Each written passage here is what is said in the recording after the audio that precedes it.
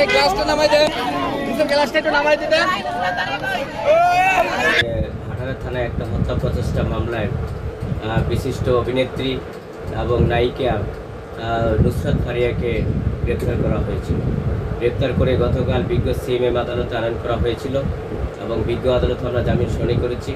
পরবর্তীতে বিজ্ঞ আদালত আমরা যে ফিরিস্তি আকারে যে কাগজপত্রগুলো দিয়েছিলাম, যে ঘটনার সময় উনি কানাডাতে অবস্থান করেছিলেন, সেই সমস্ত আমরা ভিসা, পাসপোর্ট সহ সমস্ত প্রয়োজনীয় কাগজপত্র দিয়েছিলাম।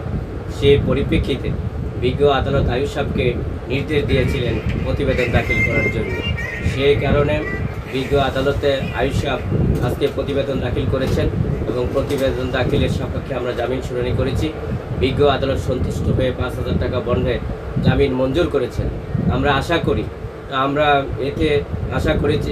যে ন্যায় বিচার প্রতিষ্ঠিত হয়েছে এবং আইনের শাসন প্রতিষ্ঠিত হয়েছে। কারণ একজন নায়িকা এবং একজন বিশিষ্ট নায়িকা এবং মডেল, তারা আইনের প্রতি শ্রদ্ধাশীল, তারা কখনো অপরাধ করতে পারে না। এবং তারা আপনারা জানেন যে নুসরাত ফারিয়া দেশে বিদেশে ওনার জনপ্রিয়তার শীর্ষে রয়েছেন এবং বাংলাদেশেও উনি অভিনয় করেছেন। পাশাপাশি উনি বাংলাদেশে আমাদের পার্শ্ববর্তী রাষ্ট্র ইন্ডিয়াতে অভিনয় করে সুনাম অর্জন করেছেন। তারপরে আপনারা জানেন যে প্রাক্তন প্রধানমন্ত্রী শেখ হাসিনার অভিনয় করে উনি দেশে বিদেশে একটি ছবি এতে প্রশংসিত হয়েছেন। ওনার লক্ষ লক্ষ দর্শক এবং শ্রোতা রয়েছে। আজকে তারা আনন্দিত হয়েছে এবং খুশি হয়েছে যে তাদের নায়িকাকে, তাদের প্রিয় ব্যক্তিকে তাদেরকে জামিন দিয়েছেন। এতে করে আইন আদালতের প্রতি মানুষের আস্থা বেড়েছে এবং বিশ্বাস বেড়েছে, আইনের শাসন প্রতিষ্ঠিত হয়েছে। আমরা আশা করি যে ওনার লক্ষ লক্ষ যে দর্শকগুলি আছে, দর্শকের তারা আজকে খুশি হয়েছে এবং আনন্দিত হয়েছে। পাশাপাশি বাংলাদেশ সহ বিশ্ববাসী আজকে খুশি হয়েছে যে আজকের যে নায়িকাকে আজকে জামিন দিয়েছেন। আমরা আশা করব যে উনি দ্রুতই জেলখানা থেকে বের হবেন এবং সেই প্রত্যাশা রাখি।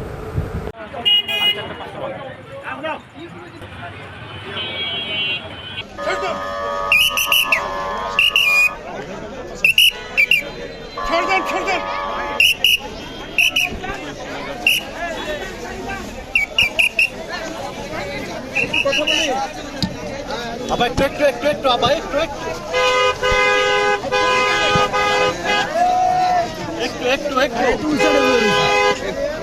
এই ভাই করেন না।